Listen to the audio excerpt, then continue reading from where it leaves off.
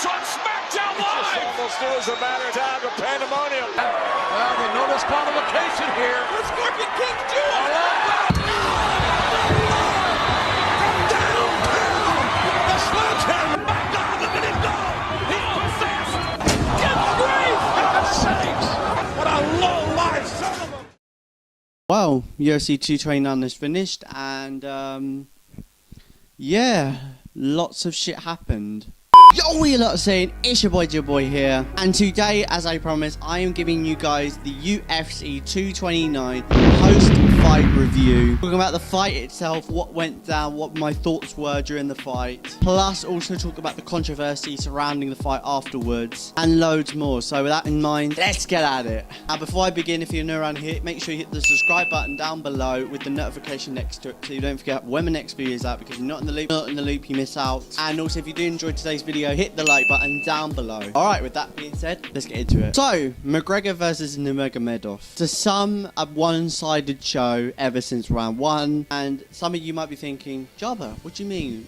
Why was it a one-sided show from Khabib? Like, what happened? What happened? Tell us. Well, I'll explain. So going into round one, Conor McGregor started out with some kicks, something very unusual that we haven't seen before, rather than his usual jabs and uppercuts and all that crazy stuff that he usually does. Very surprising in my opinion, to be honest, because usually when you throw kicks, that leaves you vulnerable to a takedown. And lo and behold, McGregor paid the price. As Conor attempted a kick on Khabib, Khabib went straight at it like a rat on a ball. I don't know, but that was a weird analogy. But Khabib went straight at Conor's legs, taking him down and onto the ground. McGregor, staying calm and staying composed, stayed on the edge of the cage, sitting up so that he wouldn't take damage from Khabib. Now, a couple of days after, on the Joe Rogan podcast, Conor's coach, John Kavanagh, says, you know, the Aliquinta fight, if you look at that, from round 3 on, he wasn't able to hit any takedowns, so hoped that will be how it'll go in round 3.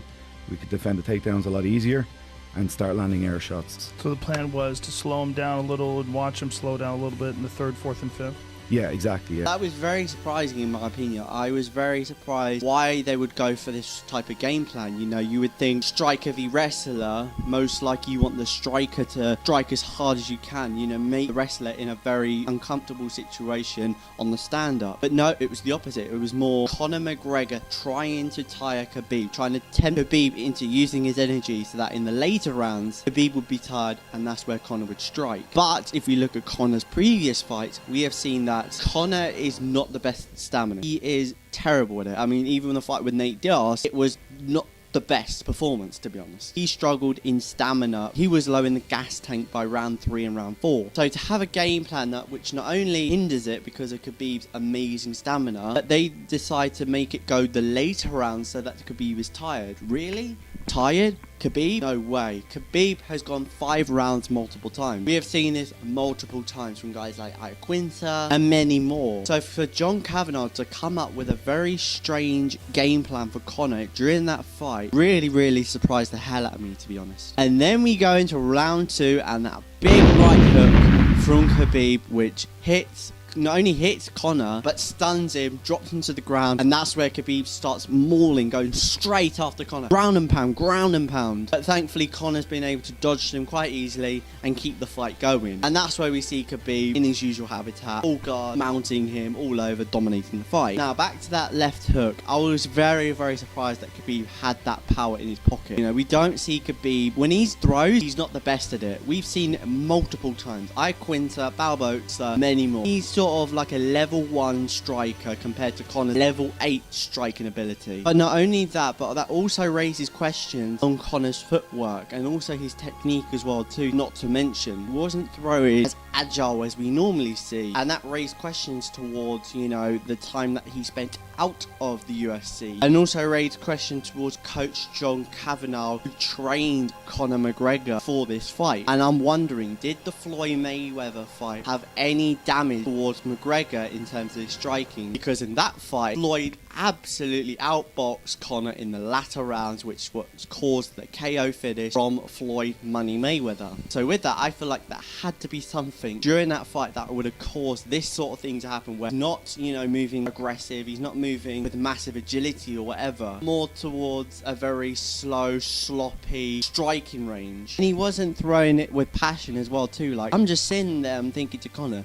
do you actually want to win this fight? Do you want to beat Khabib, the guy who has tormented you for months on end? Or do you want to take your revenge, take your vengeance, and beat Khabib with a knockout finish? Then we move on into round number 3, and that's where we see Khabib's pace start to slow down. He was not very agile in terms of his takedown defense, more sloppy to be honest, and more willing to trade blows with Conor on the stand-up. And pretty much they trade shots, and I feel like that was a little bit of a statement from Khabib saying, look, you know, you're tired, you're exhausted, I can trade with you now you're tired. Almost humiliated and exposing Conor's main weakness, which is his stamina during the later round. And pretty much they go at it for a little bit longer, and then after that Khabib drops in the last minute or so of the fight. And then finally we move on into round 4, the round that pretty much ended Conor. So pretty much in the first few minutes they trade a little bit, they try and like feel each other out, whatever, that type of stuff like that, and immediately straight away after that Khabib goes in for a takedown, drops him to the ground, and at that point I felt like this is it. Deep down I felt like this was it. It was gonna be the end. The amount that he was throwing towards Conor and the intensity of the takedown as well too made it look like it was gonna be it, to be honest. And it became more true because Khabib would then throw shots at Conor would get lit. Conor would also go on his back, which is the wrong thing you should do in groundwork. And I was taught in judo, I was taught not to go on my back when I'm in the ground, particularly at full guard or whatever, side control, that kind of stuff like that, because that opens up perfectly for multiple chokes, including the most common of all, the rear naked choke. And in this case, in the fight, we see that being the case. Conor goes on his back, Khabib puts in the rear naked choke, he tries it, but unfortunately I don't think the hook was in quite correctly, so he misses out on that one. Conor does the same thing again, Khabib gets his rear naked choke in, and game over. That is it. Conor taps, and that is it for the fight. Again, a very, very disappointing fight from Conor. I feel like Conor wasn't putting 100% into this fight, to be honest. I feel like Conor had something more to give to us because, you know, we know Conor's different. We know Conor can throw much better. He can fight better than that, you know. This probably was the worst fight that I've ever seen from Conor, stylistically wise. And for Khabib, what a performance. I mean, he did extremely well, getting the takedowns in when he needed to, dominating the fight throughout on the ground, and even humiliating Conor on the stand-up as well, and also knocking him out as well, almost knocking him out actually, with that left hook. So overall, a fantastic, picture-perfect performance from Khabib. Also, we thought, because seconds after that happened, Khabib immediately throws a mouth guard, or piece of his mouth guard, towards Team McGregor, which get the McGregor team riled up as a result. And immediately after that, Dylan Dallas, one of the guys in Team McGregor, basically trash-talked Khabib, disrespecting his family, his religion, all that type of stuff. And that got Khabib so riled up that Khabib decided to jump over the fence and go straight after Dylan Dallas, causing a major brawl on ringside of the octagon. There was multiple security around, multiple people trying to stop the fight, and yeah, it was an absolute shit show at ringside. However, that wasn't all, because basically 2 guys from Team Khabib jumped over the octagon fence into the octagon and just rent in on Conor, just absolutely assaulting him, throwing jabs, throwing body shots, all that type of stuff like that. It was absolutely crazy. It was absolute mess. So yeah, just absolute chaos, and I was just so disgusted by the actions of not only Khabib himself but Khabib's team, because that was just so unprofessional. You know, it's one thing to be mad at someone for saying really like disrespectful things towards your family and stuff, but it's another thing to go jumping over the fence and go straight after a guy, assaulting him, abusing him. Plus the guy, the main guy from the Nevada State Athletic Commission, which by the way are like the rules and regulations towards like the UFC, particularly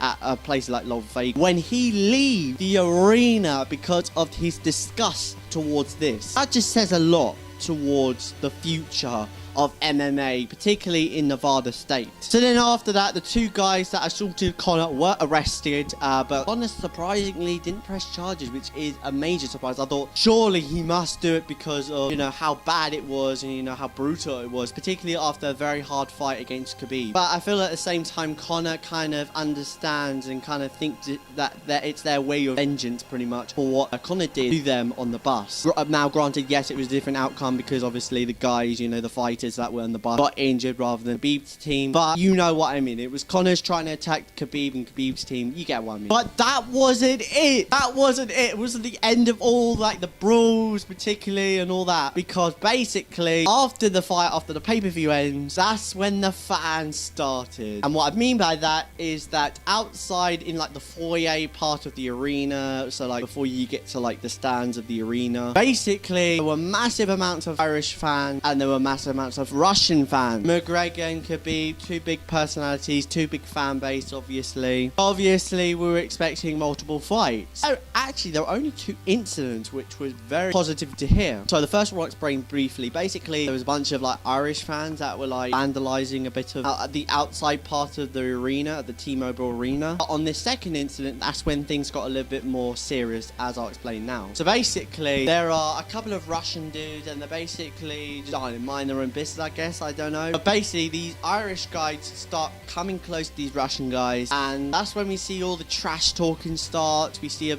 little agitation, a bit of like, come on, see what you got, come here, bitch. And pretty much as the Irish dude comes a little bit more closer, one of the Russian dudes knocks out the Irish fan, and that pretty much starts an all-out brawl in that part of the arena. And it's after that security jump in, and then afterwards the security and everybody there pretty much shut down T-Mobile arena, asking everyone to leave and all. So yeah, that's what happened, and I feel like with that we kind of knew it was going to happen. But like I said, I'm happy that there were no massive incidents regarding this, whether it be riots or stuff like that type of stuff like that. It was just minor little things like that. Now I want to add something here towards the UFC, and I feel like what needs to be happening is that there needs to be harsher punishment for shit like this. Now I know in the April Conor's bus incident it didn't do too much, and I feel like that was the wrong thing to do. I understand he wanted to sell the biggest fight in Khabib Conor and that kind of shit like that, and I feel like if they banned them it would have not been the case. But still, you got to realize that you did similar things to John Jones, and John Jones was going to fight Anthony Joshua, which was going to be a massive fight, which then got cancelled because of this. So realistically, you should have done the same thing to Conor, and for that with Khabib, you should have done the same thing as well. So see what I'm getting here, you see what I'm understanding. So that's what I think, to be honest. You know, you need to have consistency in terms of punishment. I mean, what's going to happen next? You know, this could raise big questions in terms of the safety of the audience if stuff like this becomes a regular occurrence. I know we've seen this in boxing and stuff. It's minor. That's like nothing, to be honest. Everyone's okay, everyone's good, but I felt like this was a very serious matter, to be honest. You know, they were right up close to the audience. I think there was even one guy that was throwing almost over the barricade and near the fans. So just absolutely crazy. How long will this